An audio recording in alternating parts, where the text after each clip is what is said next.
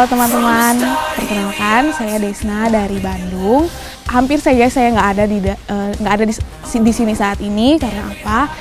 Saya sudah bekerja dan saya sebetulnya nggak dapat izin dari bos saya. Jadi H-1 saya kesini, saya tanya lagi bos saya apakah saya diizinkan untuk pergi atau tidak, dan dia menawarkan 2 buah pilihan.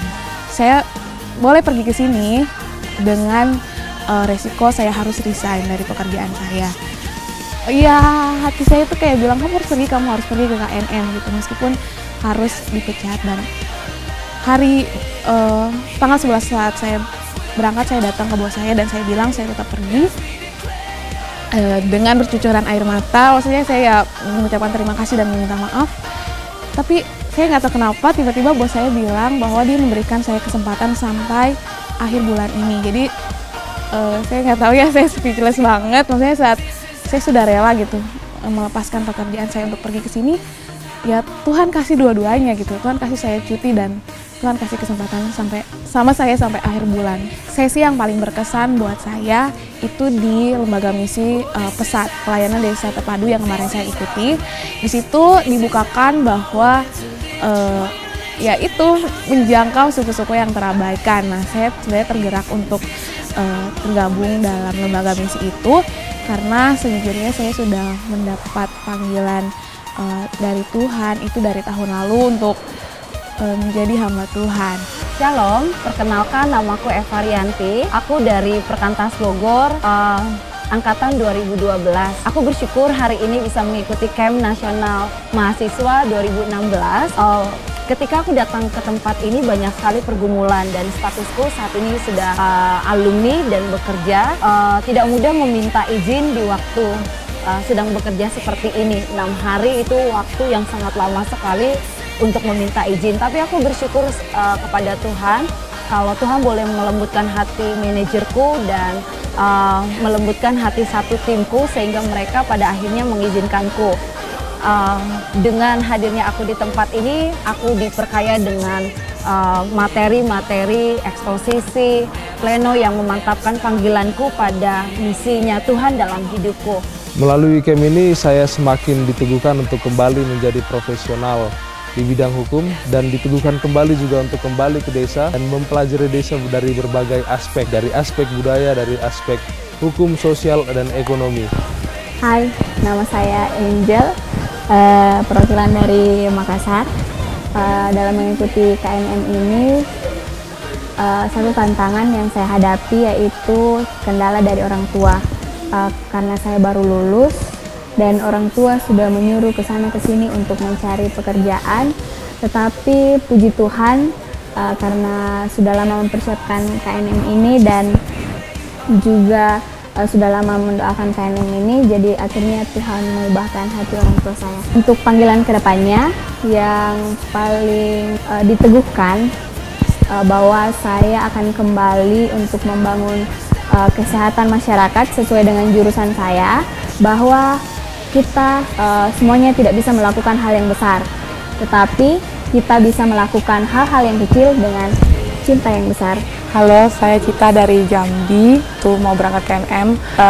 Cukup menyedihkan karena saya harus bersengketa dengan bapak saya karena saya mempunyai komitmen saya harus bisa pergi KNM karena saya mau menemukan apa kira-kira Tuhan yang terus mau teguhkan dalam diri saya ketika saya mau bermisi ke bagian timur. Halo, nama aku Cio, aku dari Jakarta dan aku mau sedikit sharing mengenai apa yang aku nikmati di KNM ini. Pertamanya aku masih galau sih untuk ikut KNM ini karena tuntutan dari orang tua menuntut aku untuk secepatnya cari kerjaan. Aku memutuskan untuk tidak nyoba ambil pekerjaan di bulan-bulan ini, belum daftar pekerjaan.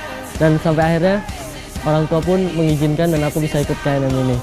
Dan selama 4 hari ini kurang lebih aku bisa mendapatkan banyak berkat sih.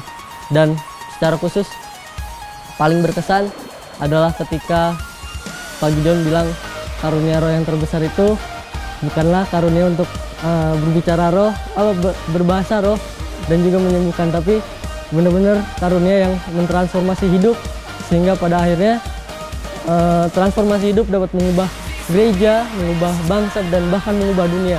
Itu aku benar-benar bergetar banget sih ketika dapat tulisan itu. Dan yang kedua, aku belajar dari pelayanan misi. Mereka dapat visi ketika Tuhan Yesus benar-benar punya belas kasih kepada setiap orang yang dia layani gitu.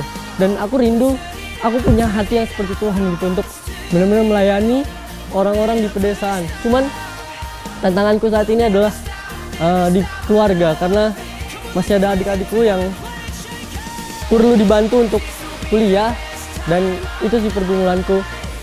Halo, nama saya Peter Dagusti Tari dari Kupang. Dikuatkan kembali, saya akan kembali ke daerah asal saya sendiri untuk membangun daerah asal saya sendiri, lebih khususnya di bagian kesehatan. Saya Kesia dari PMK Salatiga. Salah satu bagian saat teduh yang sangat menguatkan saya tentang kasih Allah adalah dari Hosea pasal 11 ayat 1 hingga ayat yang ke-11, khususnya di ayat yang ke-4. Di situ dikatakan, "Aku menarik mereka dengan tali kesetiaan, dengan ikatan kasih. Bagi mereka, aku seperti orang yang mengangkat kuk dari tulang rahang mereka. Aku membungkuk kepada mereka untuk memberi mereka makan." Bagian ini membukakan kepada saya bahwa kasih Allah mengalahkan kedegilan hati manusia. Sehingga ya saya juga meyakini bahwa Allah pun mengasihi tempat saya, yaitu Alor NTT. Dan saya ingin segera kembali ke daerah saya, tetapi setelah sharing dengan KKTB menyarankan bahwa saya butuh tim. Untuk itu kemudian saya bergumul dan mengambil bagian di dalam mahasiswa bergerak, dan saya memutuskan untuk bermisi ke Papua sebagai guru matematika.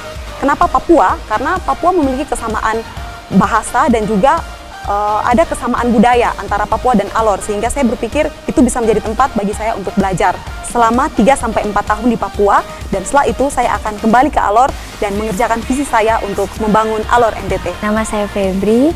Setelah mengikuti KNM ini, saya semakin yakin untuk pergi bermisi ke Sulawesi Tengah bersama lembaga Nurisa, dan saya akan pergi pada tahun 2018 setelah saya menyelesaikan studi saya dan menyelesaikan pelayanan saya di Salatiga.